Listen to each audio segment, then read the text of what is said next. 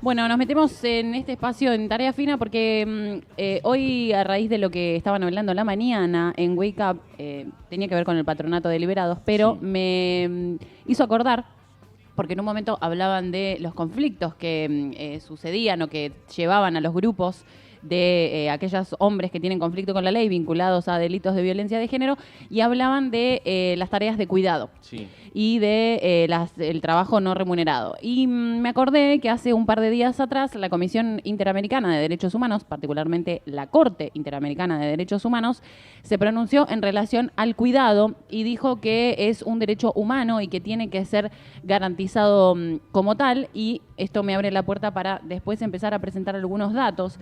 Pero antes que nada vamos a escucharla a María Julia Eliosov, que es directora de proyectos de la Fundación Friedrich Ebert aquí en Argentina. También es docente de la Universidad Nacional de La Plata, recibida aquí en la Universidad Nacional del Sur, que nos va a explicar un poco cuál es la importancia de que un organismo internacional se haya pronunciado en este sentido en relación a las tareas de cuidado. A ver si la escuchamos. El pasado 7 de agosto, la Corte Interamericana de Derechos Humanos reconoció la existencia de un derecho humano autónomo al cuidado y lo reconoce como una necesidad, un trabajo y un derecho. Esto es sumamente relevante, y especialmente en Argentina, por varias razones.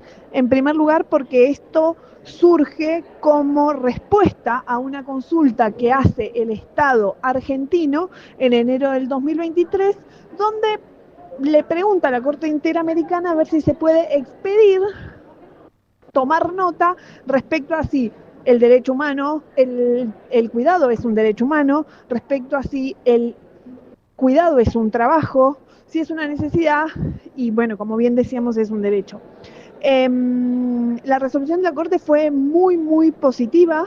Habla de que es una necesidad básica, ineludible y universal, que del cuidado depende la vida humana y que es necesario el cuidado para la existencia digna de las personas, especialmente para personas que están en situaciones de vulnerabilidad, pero no solo y exclusivamente. Ahí estaba. Bueno, María Julia Eliosov, Espacio de Trabajo Fiscal para la Equidad, es esa sigla que veían ahí abajo, el EDFE, es la directora también de proyectos de la Fundación Friedrich Ebert en relación a esta resolución de la Corte Interamericana de Derechos Humanos. Juli, cuando hablamos de tareas de cuidado, ¿a qué se refiere? A trabajo no remunerado, que se le dice en una primera instancia, que son las tareas relacionadas al cuidado de los niños y las niñas, ¿sí? Pensando en la organización familiar, sobre todo, del trabajo. Tareas de cuidado de niños y de niñas, tareas de cuidado de adultos mayores, personas de la tercera edad, trabajos domésticos dentro de la casa, quien se ocupa de hacer las compras, lavar la ropa, Limpieza, hacer la comida. Hacer la comida, y también se habla de la carga mental, que eso significa porque, bueno, sabemos que para hacer las compras alguien tiene que pensar qué hace falta, si se terminó el jabón en polvo y hay que ir a comprar, qué productos alimenticios no hay. El bueno, famoso viste dónde está tal cosa y nunca preocuparse por dónde está tal cosa. Exacto. Y lo que generalmente sucede, ahora lo vamos a ver en algunos datos, es que de esas tareas se encargan mayoritariamente las mujeres en los hogares. Y vamos a ver después cómo eso tiene su correlato con las estadísticas y también con la falta de acceso a trabajo registrado, por ejemplo. Te quita tiempo, básicamente, del día para poder acceder a un trabajo formal, por ejemplo. Vamos a escuchar el segundo fragmento, si la tenemos, de Maju, María Julia Eliosov, explicando un poco lo que tiene que ver con esta resolución de la Corte. Habla de que toda persona tiene derecho a contar con tiempo, espacio y recursos para recibir y para dar cuidado, y que todas las personas tienen derecho a ser cuidadas, a cuidar y al autocuidado, que esto también fue algo muy llamativo que las organizaciones recibieron con muy buena noticia, de que habla también del autocuidado. Otras cosas para destacar de la resolución de la Corte son aquellas que tienen que ver con que insta a los estados a tomar medidas para que el derecho humano al cuidado se implemente. Habla de los sistemas integrales de cuidado, habla de la necesidad de que se articulen las legislaciones internacionales con las legislaciones locales para darle fuerza a esto, y también habla de que se deben garantizar los derechos a las trabajadoras, hablo en femenino porque principalmente son mujeres, del cuidado. Así que esto es, en resumidas cuentas, de qué se trata la resolución de la Corte Interamericana de Derechos Humanos. Bueno, ahí estaba Majo entonces, desde México, que está también haciendo un trabajo muy interesante desde este espacio de trabajo de economía feminista, también sobre los cuidados. Hace rato que se vienen ocupando de este tema porque es de las actividades que más aporta al PBI, pero que no se tiene en cuenta porque obviamente al no ser remunerado, al no tener una regulación, una reglamentación específica, no contabiliza en el conteo final de actividades dentro del PBI. Y muy cuestionado, sobre todo cuando se hacen estos procesos de moratorias, jubilatorios, que personas que no... La crítica es, bueno, si no aportaron en toda su vida, ¿por qué tienen derecho a una jubilación? En muchos de los casos son personas que hicieron el llamado ama de casa, años y años al cuidado de los hijos, del cuidado de la casa, de los maridos, y bueno, no tuvieron la posibilidad de salir a trabajar y tener un sueldo registrado. Exacto. Te pido, Mati, la tabla número 3, que dice tasa de participación de la población en actividades de cuidado no remunerado en miembros del hogar. Ahí lo vemos. Bueno, tenemos la comparativa del 2016 con el 2023, ¿sí? Esto es de la Dirección General de Estadísticas y Censos del Ministerio de Hacienda y particularmente miran la Ciudad de Buenos Aires. Es uno de los conglomerados que más datos tiene y del que más podemos sacar, sobre todo más actuales. Y ahí vemos que en el 2016... ¿sí? La tasa de participación en estos cuidados dentro del hogar era mucho más elevada, lo sigue siendo, pero en el 2016 era del 30,8 para las mujeres, es la barra verde, y la de los varones es la barra naranja. Eso se redujo un poco en el término de 7 años, si no saco mal la cuenta, el 2023, pero igualmente sigue siendo elevada esta porción de participación en los trabajos de cuidado de las mujeres. Vamos a la siguiente tabla que tenemos por ahí, a ver qué es lo que dice. También mismos datos de la Dirección General de Estadística. Esto tiene que ver con el promedio del tiempo, ¿sí? Con simultaneidad en los trabajos no remunerados por sexo según quintil. Acá vamos a hacer una apreciación. Los quintiles, ¿sí? Son las categorías en las que se divide a la población según ingresos, ¿sí? Es la estadística que utiliza el INDEC, por ejemplo, o los quintiles o deciles se suele llamar.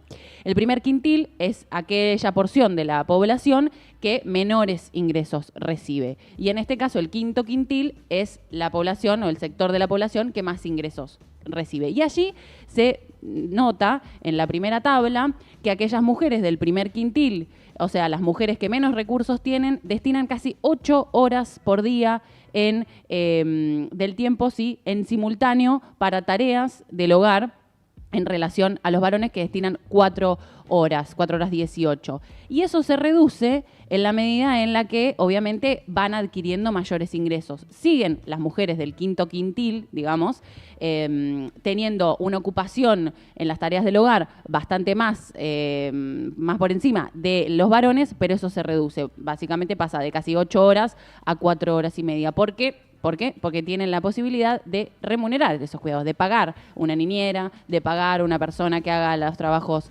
domésticos, que limpie, que planche, que cocine y demás, ¿no? Entonces, eso lo va descendiendo a medida que van aumentando los ingresos, porque básicamente le pagan a otra mujer que es del primer quintil, que va a cuidar, ¿sí? Una mujer que tiene menores ingresos, que va a cuidar. También estamos las mujeres sobre representadas, ¿no? En estas tareas de cuidado remuneradas, en los trabajos domésticos, en los trabajos de niñera, en los trabajos que son trabajos de cuidado, básicamente.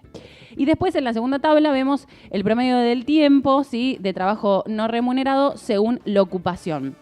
Y ahí tenemos las mujeres ocupadas, ¿sí? Aunque tengan trabajo, destinan 5 horas estamos hablando de aquellas mujeres que están trabajando, destinan 5 horas al cuidado o a las tareas no remuneradas en comparación de los varones, y la tabla naranja, y aquellas personas no ocupadas, que no tienen un trabajo formal, incluso destinan mayor cantidad de horas, 6 horas y media y 3 horas en relación a los varones, ¿no? También ahí se nota la diferencia. Pensaba, Juli, en su momento la campaña que habían armado, creo que con La Poderosa, para reconocer a las mujeres de los merenderos. Claro. Que no es como tareas de cuidado en sí misma, pero a su vez tiene una vinculación muy estrecha con el cuidado de las personas. Ellas hablan de una tercera jornada laboral, Claro. porque tienen la jornada laboral, que generalmente son trabajos informales, en esto que decíamos, de Van a otra casa. Van a otra casa, por ejemplo, trabajadoras de casas particulares, a limpiar, a hacer este tipo de tareas. Después vuelven a su casa, cuidan a sus hijos, y la tercera jornada laboral tiene que ver con ir al comedor, armar la olla y repartírsela Para otros hijos. para los hijos de otras mujeres que tal vez están trabajando o que tal vez ni siquiera llegan a completar esa canasta básica, y que las propias mujeres también asisten al comedor a comer también. Claro. Además de que son comedor, apoyo escolar, muchas se forman en Contención. relación a lo que tiene que ver con asistencia de las primeras necesidades, enfermeras, bueno, aquí en el barrio, en Tierras Argentinas, las propias vecinas se toman la presión, se hacen los controles, y recién ahí es que dan... Promotoras de salud, creo Promotoras que de es salud, esa sí. era la palabra, gracias. Así que también tienen una triple jornada laboral. La tabla número 5, pasadas estas felicitaciones que están haciendo detrás de cámara, la tabla número 5 vemos las horas dedicadas al trabajo de cuidados no remunerado, esas son las siglas que vemos ahí arriba, según jefes y jefas de hogar, en relación a si tienen o no tienen hijos, ¿sí? Hijos menores de 18 años. Ahí vemos, por ejemplo, que las mujeres que tienen hijos, con hijos mayores de 18 años, destinan más tiempo que las que tienen hijos, las que no tienen hijos, ¿sí? Ahí vemos la tabla más oscura, es la que tienen hijos, la que no tienen hijos es la más clarita, y los varones, la cantidad de tiempo es considerablemente menor. Ahí hay 10 horas y las otras son Sí, 4. y prácticamente no hay diferencia en el segmento de los varones si tienen o no hijos. Es como si fuera lo mismo. Claro. Y bueno, no sé, cabe preguntarse qué está pasando entre No se los encargo, varones No se hacen cargo. que tienen hijos o hijas. Y después traje la siguiente tabla que vamos a ver, que me pareció interesante porque esto es un trabajo también vinculado a la encuesta del uso del tiempo que se hizo en el 2021, si es el único dato, digamos, a nivel general que tenemos, que habla de cuánto cuidan las y los adolescentes. De 15 a 17 años. Es esa tabla que vemos ahí, y vemos que obviamente las chicas, las adolescentes de entre 15 y 17 años destinan mayor cantidad de tiempo al cuidado que aquellos varones. Esto es un laburo que habían hecho desde el ELA, el equipo latinoamericano de justicia y género, creo que es. Hicieron un trabajo, entrevistaron también a aquellas chicas que encuestaron, y generalmente son pibas también del primer quintil, o sea, de las familias con ingresos más bajos, que como su madre tiene que salir a trabajar, ellas se quedan al cuidado de sus hermanos o al cuidado del adulto o adulta mayor que está en la casa, y que muchas incluso se proyectan en un trabajo remunerado dentro de los cuidados. O sea, planean, una vez que cumplan los 18 años o la mayoría de edad, dedicarse a cuidar a adultos mayores, a ser niñera, a realizar algún laburo doméstico. Lo ven como una salida laboral. 7 de cada 10 adolescentes dedican tiempo cotidiano a preparar, servir la comida, limpiar las casas, lavar, planchar, arreglar ropa, reparar y mantener sus casas, hacer los trámites, pagar las cuentas, hacer las compras, apoyar a otros miembros del hogar a realizar sus tareas escolares, tanto hermanos como hermanas, y bueno, eso también se ve representado. Un poco era traer estos datos para hablar de esta digamos, resolución de la Corte, de la importancia que tiene, y también decir cómo se afecta, digamos, a medida que se van destruyendo las políticas públicas, las políticas de cuidado, esto afecta directamente a las mujeres. Por ejemplo, que los recortes a los programas Acompañar que asisten violencia de género, la no actualización o el mantener frenados ciertas partidas vinculadas a, por ejemplo, asignación universal por hijo. Bueno, pensaba también cuando se habla muchas veces de el problema de la baja natalidad, que siempre se lo hace como una ecuación del sistema jubilatorio y previsional, que es válida porque es una realidad. Pero también pienso, el plan ENIA, que era para reducir los embarazos adolescentes y que funcionó, también hay que pensarlo en volumen de trabajo para estas adolescencias, que no es lo mismo tener un hermano y un adulto mayor que cuidar que 6 hermanos, 5 hermanos y un adulto mayor. Hijo propio. Claro, un hijo propio también. Bueno, pero digo, es también una carga de trabajo emocional, física, un montón, que a veces cuando se habla de la caída de la natalidad como un problema general, que es el único factor que se analiza el número, estas cosas también tienen que entrar en el análisis. Sí, por supuesto. Eso también es otra cosa que podemos traer para las próximas ediciones de Tarea Fina. Y también hay un estudio que es muy interesante de cómo podría mejorar el sistema educativo. Ahí va. Con los chicos y las chicas en las aulas, porque van a ser menos, entonces tenés la posibilidad de dedicarles un trabajo más focalizado. Bueno, esta estadística que estamos viendo viene a reforzar un poco lo que hablábamos la semana pasada sobre la transición secundaria a universidad y lo que detectaban del sector de la ciudad, sobre todo el sector sur de la ciudad, donde se encontraban con un grupo etario que o era más grande en la edad del fin del secundario o que había algún tipo de deserción. Bueno, ahí te das cuenta que este grupo de 15, 17 años a veces tienen que ocuparse de otras cosas que solo deberían ocuparse de ir a la escuela y estudiar. Exacto, sí. Es interesante cómo también se reproduce en las distintas edades esta idea del trabajo de cuidado y porque muchas veces no hay otra persona en la casa que se ocupe de ese lugar. Entonces, bueno, las tareas se van pasando. Pero es interesante pensarlo de manera interseccional, esto que charlábamos. Próximamente seguramente traigamos algo vinculado a la tasa de natalidad y cómo se puede pensar, porque también de este tipo de espacios como el que trabaja Maju están pensando en, bueno, no solamente podemos mirar lo que es la población económicamente activa, que va descendiendo porque la tasa de natalidad baja, y que no van a ser suficientes para mantener a los viejos, digamos, pero puedes aumentar jubilados. la tasa de formalidad laboral, por ejemplo. Por ejemplo, pero esto justamente tiene que ver con que las adolescentes dejaron de tener hijos e hijas, ¿no? En nuestro país, quienes más aportaban a esa tasa de natalidad eran las adolescentes. Bueno, que las adolescentes no estén teniendo hijos en edad temprana quiere decir que tienen mayor posibilidad de decisión. Bueno, ¿cómo podemos hacer para, por ejemplo, ir a buscar a los más ricos para que aporten eso que los jóvenes no están aportando porque no están teniendo hijos? Bueno, hay gente que está pensando en ese sentido y que es una interesante propuesta. Pero bueno, estos son algunos datos vinculados al cuidado.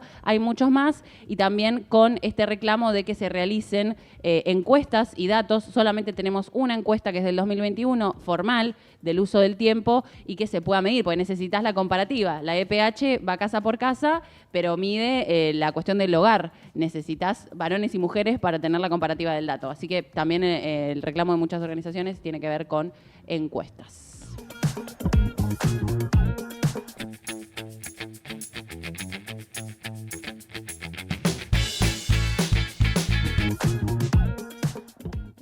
Si estás en tu casa o en la oficina, mira y escucha APP Radio desde YouTube. Búscanos como APP Bahía y apretá la campanita. Ya estás notificado. Somos un puerto efectivo y